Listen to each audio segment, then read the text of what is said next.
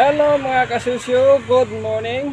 So for today's video, operation linis tayo dito sa ating coconut bonsai. Nangunguha tayo ng layang dahon, layang palapa ng ating coconut bonsai.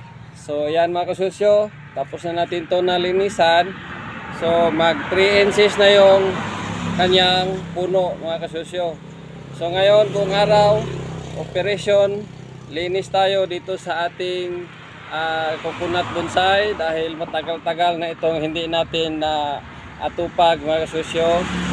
So ayan. So nalilinis na natin ang iba. Medyo maganda na siyang tingnan mga kasusyo dahil nalinisan na natin. So ayan ang kanyang ugat. Nakalutang na siya mga kasusyo. So ayan, marami-rami ang ating mga alaga dito na coconut bonsai. So kahit maghapon, buong araw tayo mag-operasyon dito, hindi natin to matatapos mga kasusyo. Kaya operation.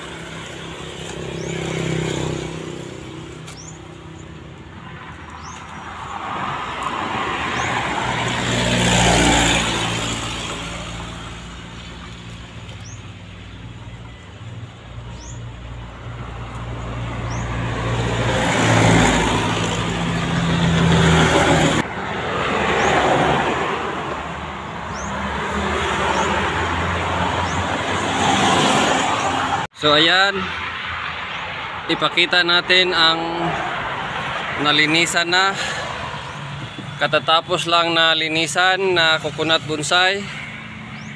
So ayan, hanggang dyan pa ang natapos natin na linisan mga kasusyo. So ito yung hindi pa natin nalinisan. Marami-rami to mga kasusyo. Ayan, yun pa ang iba. So marami-rami itong lilinisin natin na mga coconut bonsai, mga alaga natin dito. So tingnan natin ang mga nalinis na. So ayan. So maganda na siya tingnan. Na nalinisan na natin. Nakuhanan na natin ng layang palapa, layang dahon ang ating mga puno ng bonsai, coconut bonsai. So ayan mga kasusyo, ganda na siya tingnan. Ayan, so ganda ng kanyang ugat mga kasusyo. Ang kanyang bao nakadikit pa rin sa kanyang puno. So ayan.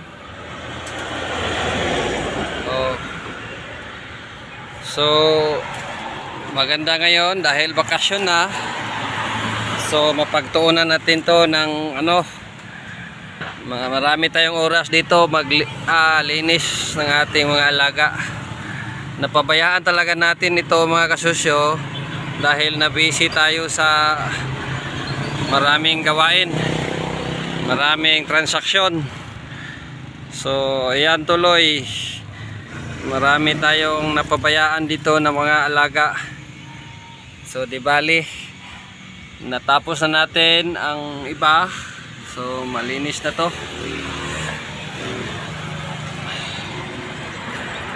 Gumaganda na ulit sila tingnan mga kasusyo. Masigla na sila ulit tingnan na nalinis na natin, na kuha na natin yung mga layang palapa, layang dahon ng mga puno ng niyog na ginawa nating bonsai. Ayan, mag 5 years na to lahat mga kasusyo, itong nalinis natin. So ang kanyang puno mag 3 inches na yan. Ayan o, mataas na ang kanyang puno, and then nakalutang lang to mga kasusyo, na toss up siya ng kanyang ugat. Yan ang kanyang paso, ang disenyo ng paso. So ayan, so mataba ang lupa nito mga kasusyo dahil meron siyang vermi. Nilagyan natin ito ng vermi, yung bulate na nag-neutralize ng taba sa lupa. So ayan. So okay.